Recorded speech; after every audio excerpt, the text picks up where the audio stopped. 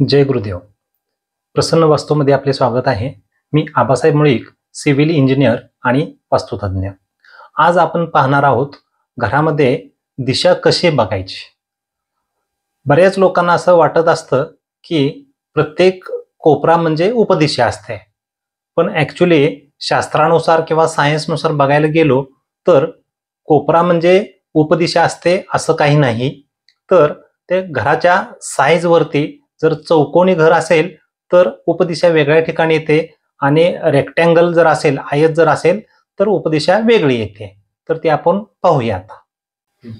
हे पहा, हा हे एक प्लॉट आहे असं आपण समजू. हा प्लॉट 40 फूट बाय 40 फूट साईजचा जर असेल आणि हे जर ही पूर्व, ही दक्षिण, पश्चिम आणि ही उत्तर जर असेल तर ह्याचं ब्रह्मस्थान सेंटर इथं येईल.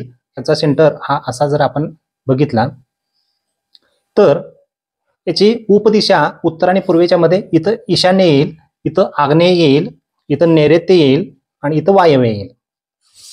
त्याचबरोबर आपण हा जर दुसरा प्लॉट घेतला, तो प्लॉटचा साईज आहे 60 फूट बाय 40 फूट. अशा वेळेला जर 60 बाय 40 चा प्लॉट असेल तर त्याची उपदिशा ही 45 डिग्री मध्येच असते. चौकोनाचे सुद्धा 45 डिग्री असल्यामुळे तो कॉर्नरला जात असते उपदिशा. पण इथे पहा, ही पूर्व आहे, ही पश्चिम, दक्षिण आणि उत्तर.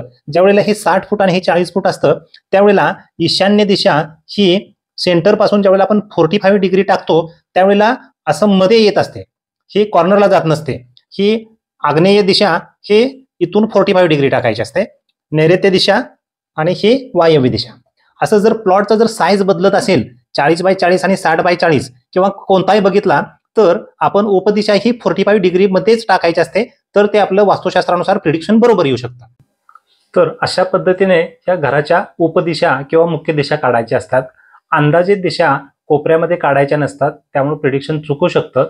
जर आपल्याला असं प्रॉपर पद्धतीनं जर नवीन काम करायचे असेल, नवीन प्लॅन बनवायचा असेल किंवा जुन्या वास्तूचे विजिट कुठं दोष आहेत बघायचे असतील तर आपण संपर्क करू शकता. धन्यवाद.